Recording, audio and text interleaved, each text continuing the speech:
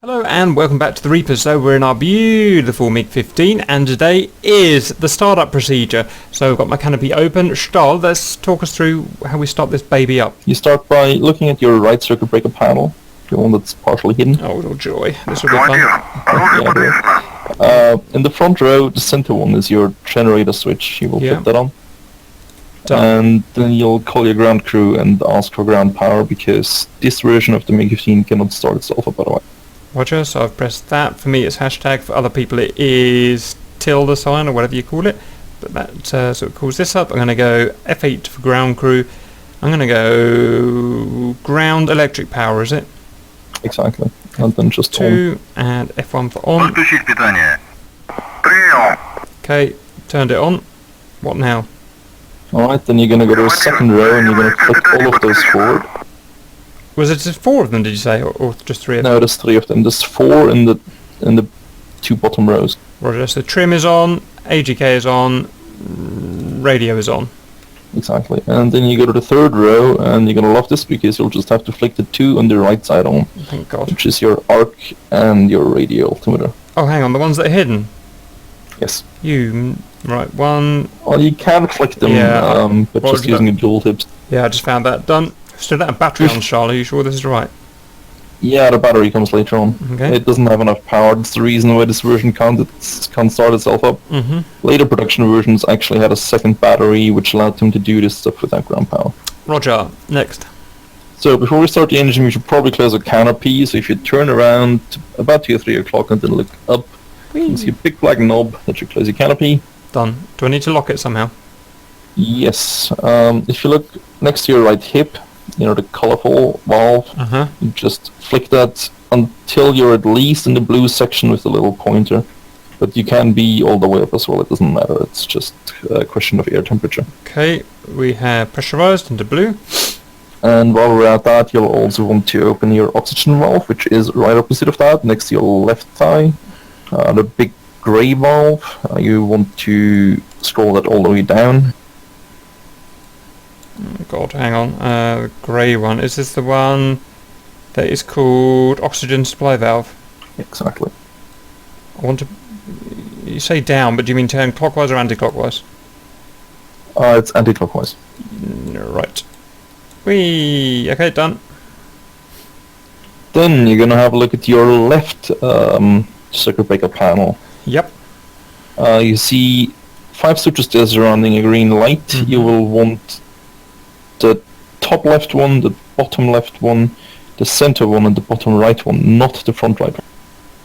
So basically that's your pumps, your ignition, your instruments and light switch, and your second pump, but you do not want to engage the isolating valve. AFA. Now we're ready to start the engine, so just look at the throttle and open up the cover for the engine start button. Done. And before we actually start it now, I should probably walk you through it, otherwise you might actually screw up the engine. What you will do, you will push down the button, hold it for a second or two until you hear the engine spin up. You will watch your RPM gauge, and as soon as it rises to 600 RPM, so just past the first white line on the right, you will press your home button, which will open your fuel shutoff valve halfway. As soon as that needle then passes somewhere between 900 and 1200 RPM, so around about the second line, you will press and hold right shift home, which will smoothly open the fuel valve. If you don't do that, you can actually, you know, either put too much or too little fuel into the engine and it won't work. If you're adding fuel and the engine suddenly starts spooling down, you can usually fix that if you just hold right control end for a little bit until it starts spooling up again. Right, so home once you're at 600 RPM. Once. Exactly. And that then will open it halfway, and then push and hold right shift home once you're about 1000 RPM. Exactly. Right, should we do that now? Yep. Right, I'm pressing and holding the start button now. And now I'm going to press... Wait. I pressed home now. Wait, and hold shift and home now. Yep. Hold it for about 2 or 3 seconds. It should open it smoothly all the way, and the engine should spool up. Wow, we got it right. She is spooling. Temperatures are going up. Beautiful. It should spool all the way to about 2,500 RPM. At which point you will ever so slightly throttle up to just over 4,000 RPM, and you watch the generator off light in the center of your dash. That should come off. So shoot for somewhere between 4 and 4,500. Stand by. You advise that this thing spools very slowly, so try not to over throttle. Okay, we're 4,500. The light is off. Good.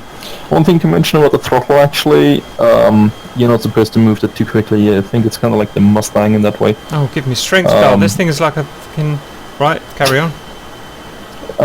So you're not supposed to do very quick strokes back and forth, and ideally not less than 1.5 seconds per full stroke of the throttle. Right, lovely. What next? Next we're gonna call the ground crew to disconnect ground power and turn on a battery. Which one first? It doesn't really matter, you have your generator on right now. Turn my battery on.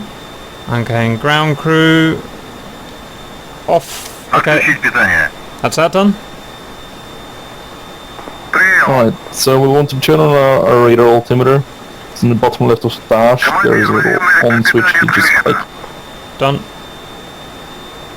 And you will want to move the flaps down 1 notch to the 20-degree position. Done. Also, you will have to open the lock on the gear lever. It's this little slider on the left. Done. And now we're basically ready to taxi. Beautiful. Okay, I feel like this thing's about to break as soon as I do something slightly wrong. But that's good. That's how Cup likes his planes. Right, lovely. I hope you enjoyed that and found that useful. Next we'll do our taxiing and takeoff and stuff like that. But otherwise...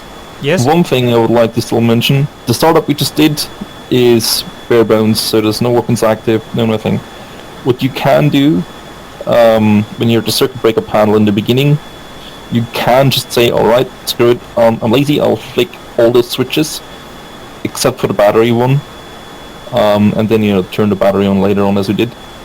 That will enable power to everything, including your guns, bomb systems, and such. Watch, we're not lazy, we're beautiful young men, but that's fine. Yeah, that's why I did it properly. Right, thank you very much, and we'll see you later.